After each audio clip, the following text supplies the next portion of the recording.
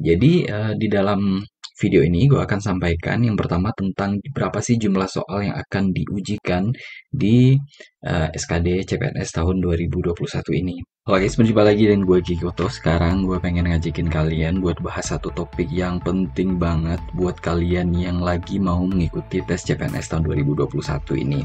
Ini adalah poin yang sangat krusial banget karena tanpa poin ini bisa jadi usaha kalian mau sekeras apapun itu bisa jadi akan gagal, sia-sia, dan tahun depan pun nggak tahu itu CPNS-nya bakal buka lagi atau enggak.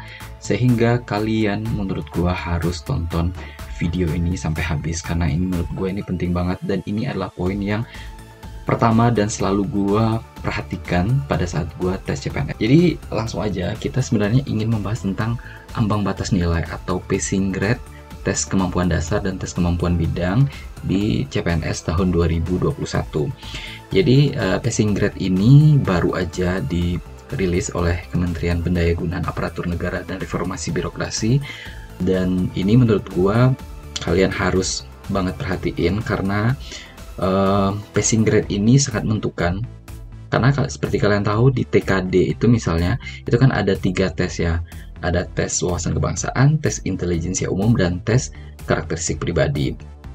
Dan itu meskipun nilai kalian tinggi ketiga-tiganya, tapi kalau misalnya ada salah satu aja yang nilainya itu tidak mencapai passing grade walaupun yang dua lainnya itu nilainya bagus, itu kalian akan gagal. Kalian akan kalah dengan orang yang nilai total semuanya nggak terlalu tinggi tapi ketiga-tiganya masuk passing grade.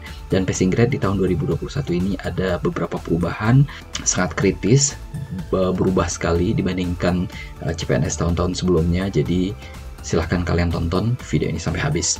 Buat kalian yang belum subscribe, jangan lupa klik tombol subscribe, kemudian klik tombol lonceng agar setiap ada video-video baru kalian langsung dapat pemberitahuan, jadi nggak akan ketinggalan. Jadi di dalam video ini gue akan sampaikan yang pertama tentang berapa sih jumlah soal yang akan diujikan di SKD CPNS tahun 2021 ini.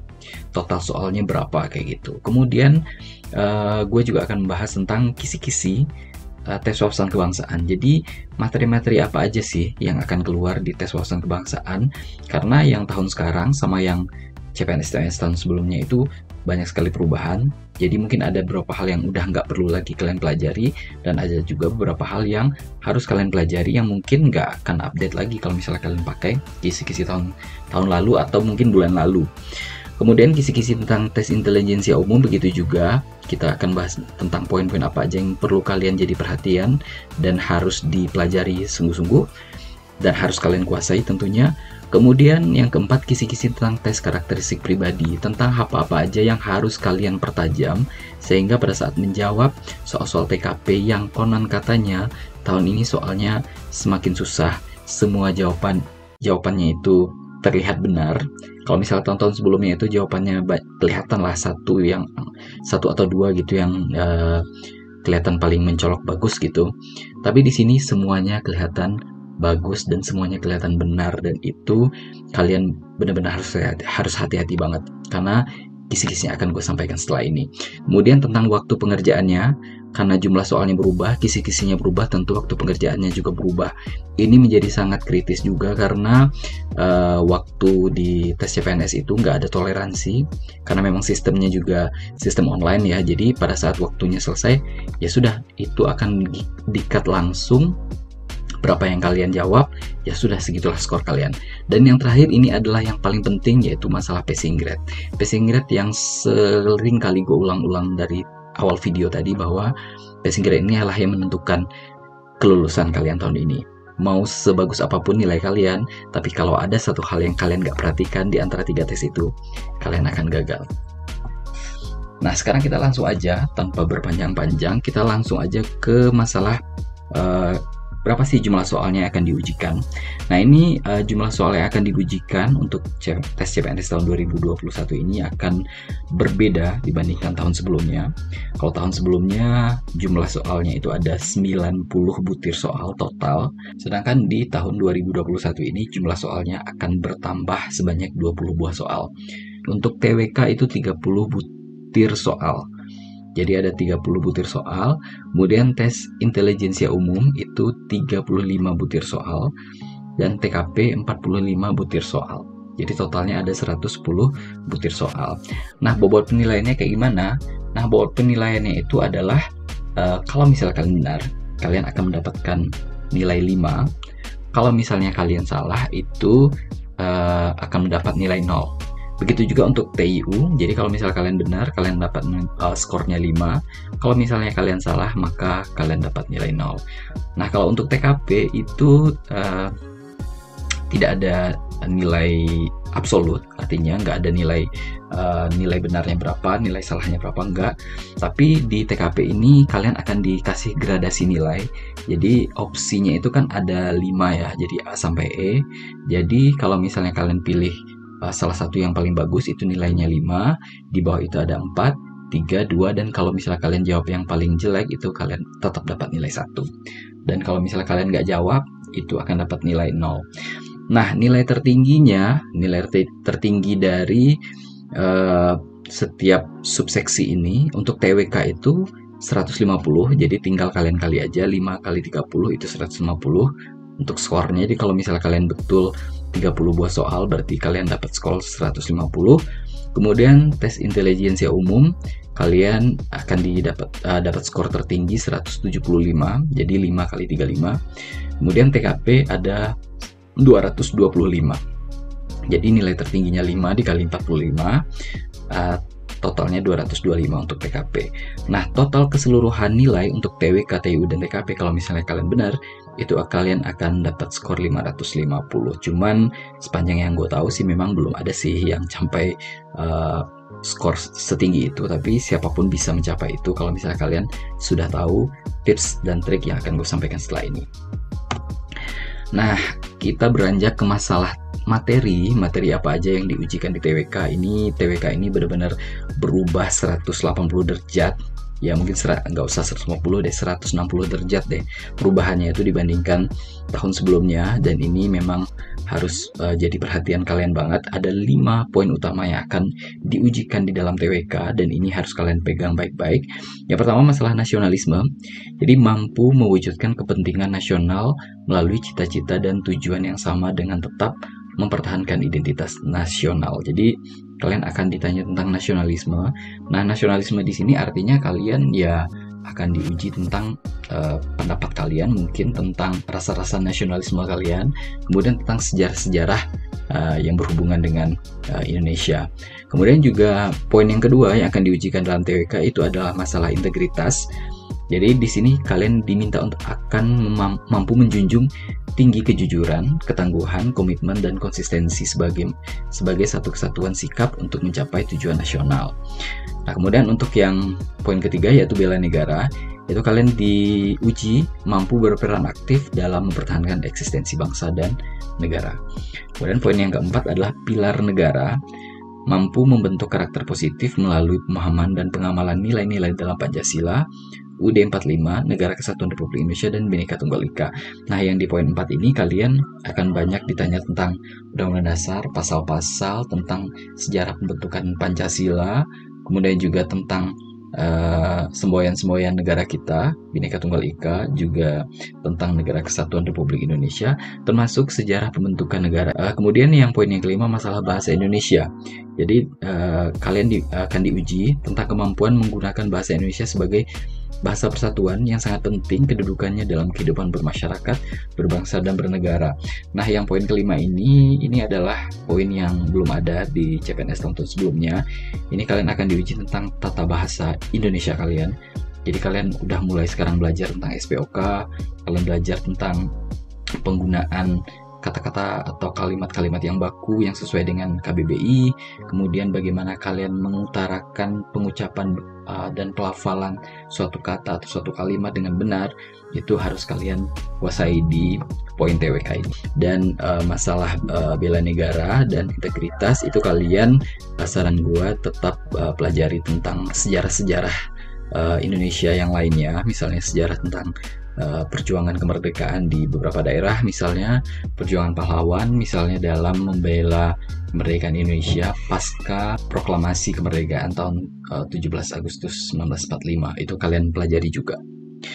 Nah, kemudian kita lanjut ke masalah materi tes intelijensia umum. Di sini ada 35 butir soal. Seperti yang sudah gue sampaikan tadi, ada 3 hal penting yang akan diujikan di TIU. Yang pertama tentang verbal, yang kedua tentang numerik, yang ketiga tentang figural. Nah, tentang verbal ini kalian akan ditanya tentang analogi, yaitu mengukur kemampuan individu dalam bernalar melalui perbandingan dua konsep kata yang memiliki hubungan tertentu, kemudian menggunakan konsep hubungan tersebut pada situasi yang lain. Nah, ini analogi ini sudah ada di tryout yang gue sampaikan ya. Itu analogi itu yang kayak misalnya mobil jalan, artinya mobil agar bisa berfungsi dia harus digunakan di jalan kayak gitu. Jadi kalian akan lihat analoginya dia adalah misalnya bajak di sawah kayak gitu, bajak banding sawah. Kemudian tentang silogisme, mengukur kemampuan individu untuk menarik kesimpulan dari dua pernyataan yang diberikan. Nah, silogisme ini juga sudah ada di tryout yang gue sampaikan sebelumnya. Kalian bisa lihat aja langsung di playlist Putar CPNS. Jadi di silogisme itu kalian akan dikasih dua kalimat, misalnya Budi adalah anak petani. Anak petani bisa melanjutkan pendidikan ke jenjang tertinggi, ke perguruan tinggi, misal kayak itu. Nanti kalian akan diminta untuk menarik kesimpulan dari dua kalimat tersebut, atau lebih dari dua. Kemudian tentang analitis, mengukur kemampuan individu untuk menganalisis informasi yang diberikan dan menarik kesimpulan. Nah, ini contohnya biasanya dalam kayak dalam kalian dikasih beberapa buah kondisi, kemudian kalian analisa kesimpulannya. Misalnya si Budi lebih tinggi dari si Ani 2 kali lebih tinggi dari si Caca dan lain sebagainya. Nanti kalian akan ditanya berapa sebenarnya tinggi si Ani. Yang kedua yaitu tentang numerik. Nah, numerik ini ada beberapa hal juga yang akan diujikan, yaitu tentang berhitung, mengukur kemampuan hitung sederhana. Jadi berhitung ini ya kayak kali bagi tambah kurang lah, akar, pangkat, kayak gitu-gitu. Kemudian deret angka, ini hal yang paling klasik dan paling sering keluar di CPNS. Mengukur kemampuan individu dalam melihat pola hubungan angka. Ini angka-angka nih kayak kalian udah tahu lah ya, 1,3, 5, 7, 9, titik. Kelanjutannya berapa gitu. Nah, kayak gitu. Kemudian perbandingan kuantitatif, mengukur kemampuan individu untuk menarik kesimpulan berdasarkan dua data kuantitatif. Jadi kalian kayak dikasih kayak contohnya ada bangun ruang atau bangun datar lah, misalnya ada segitiga. Segitiga itu perbandingan antara panjang alas dan tingginya itu adalah 2:1 dengan luasnya sebanyak 50 cm persegi. Berapa sebenarnya panjang sisi miringnya? Kayak gitu. Itu untuk perbandingan kuantitatif. Kemudian ada lagi soal cerita, mengukur kemampuan individu untuk melakukan analisis kuantitatif dari informasi yang diberikan. Nah, contohnya ini misalnya kayak gini. Pak Budi memiliki sawah dengan luas 25 hektar misalnya. Di sawah ini akan ditanam jagung dengan bibit yang dibeli seharga 10.000 per kilogram. 1 kilogram bibit bisa digunakan untuk setengah hektar sawah. Nah, kira-kira kalian butuh berapa uang untuk membeli bibit agar bisa menanami seluruh sawah yang dimiliki oleh Pak Budi? Kayak gitu. Itu contoh soal cerita. Nah, kemudian yang berikutnya yaitu tentang figural.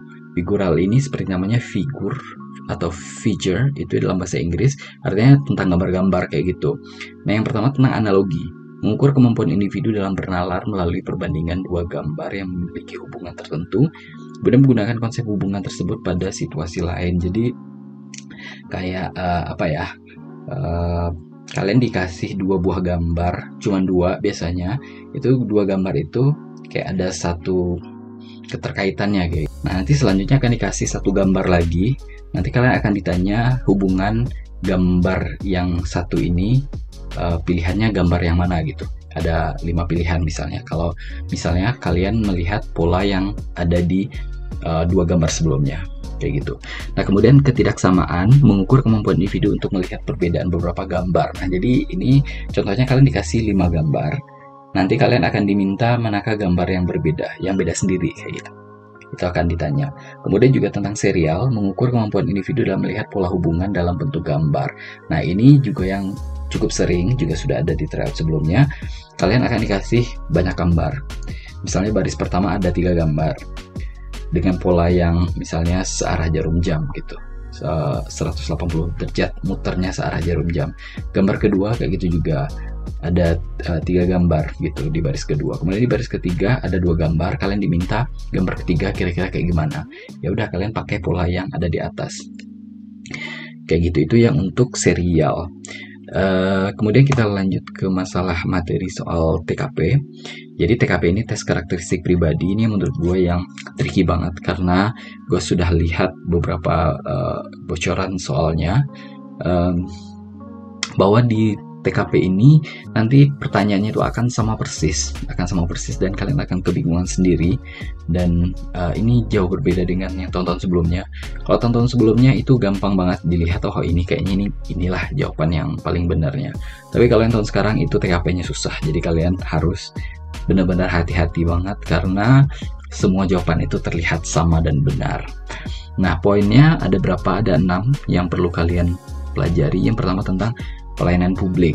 Nah, pelayanan publik ini intinya kalian ditanyakan bagaimana sih sebenarnya yang akan kalian lakukan dalam rangka kalian memberikan pelayanan kepada publik.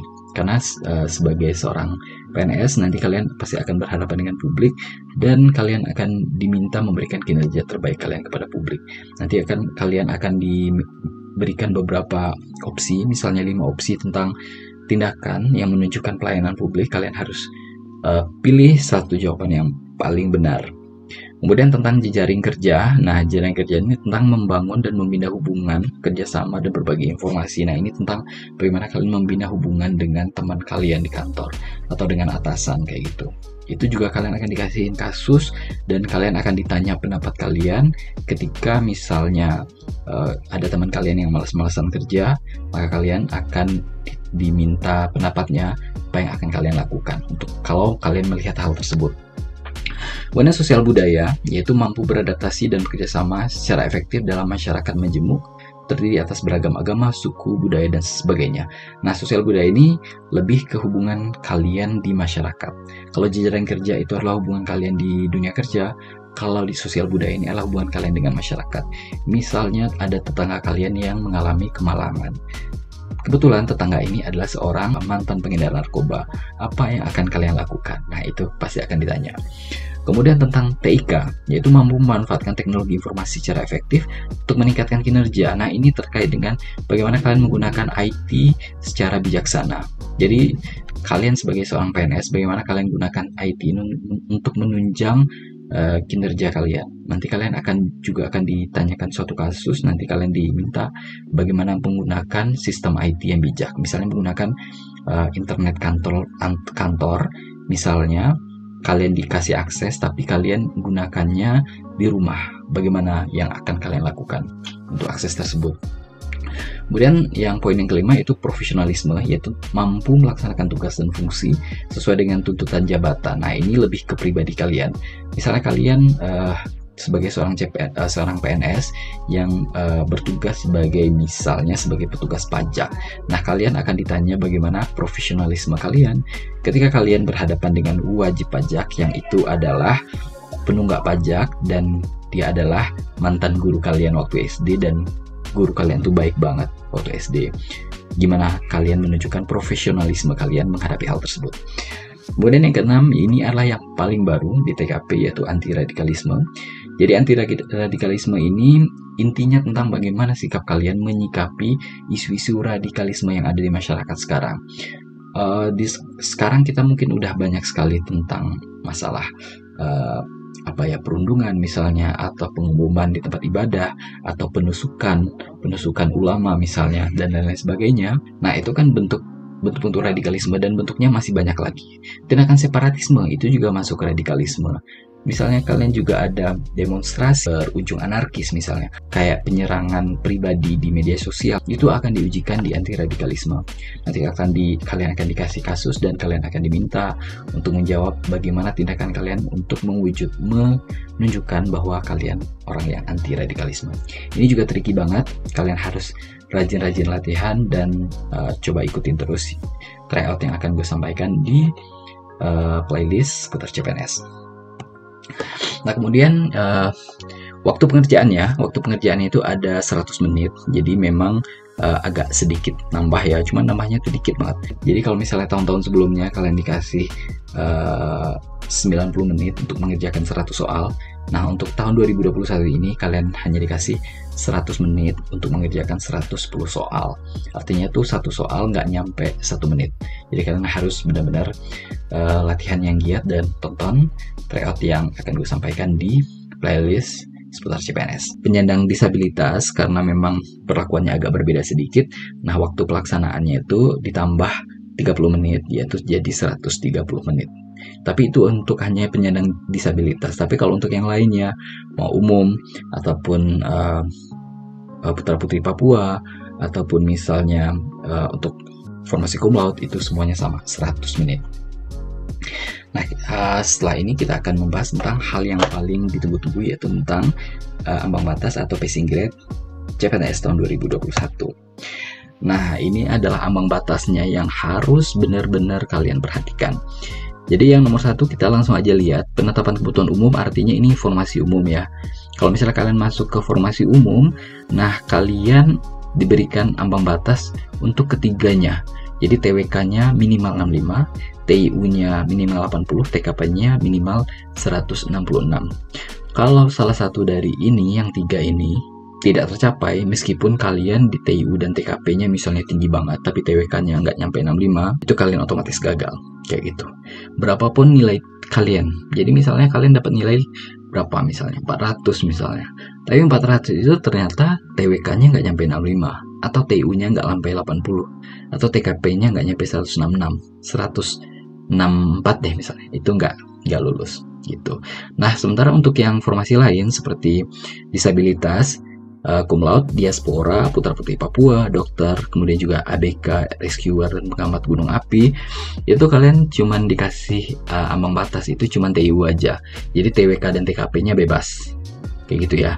Jadi TWK dan TKP-nya bebas asal minimalnya itu adalah untuk disabilitas 286 kayak gitu.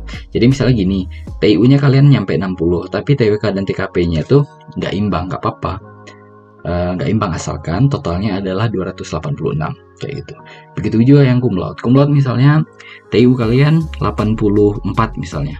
Tapi yang TWK TKP tinggi juga sih dan di atas 311, itu kalian nggak lulus.